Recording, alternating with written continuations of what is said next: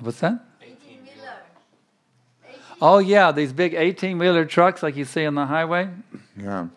Šīs te lielās tās milzīgās kravas automašīnas tādas ir, īpaši Amerikā, jūs zināt, jā, tāds milzīgs. The BBT had an 18-wheeler that would go temple to temple.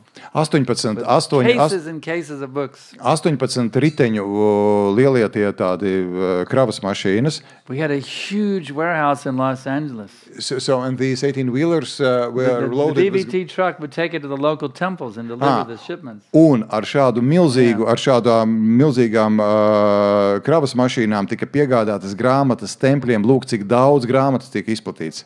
So these were the glorious days of book distribution. Tās bija grāmatu izplatīšanas slavas dienas. And Prabhupada was so pleased, he said, now, next year, you double it. Un Prabhupada bija ļoti iepriecināts, un tad viņš teica, nākamgad jūs to visu tagad dubultojat.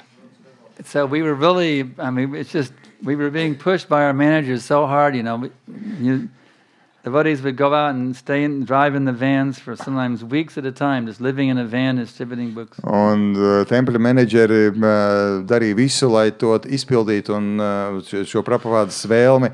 Un bhaktas bija tā, ka nedēļu dzīvoja tajos and it's still kravas going on. mašīnītēs. I have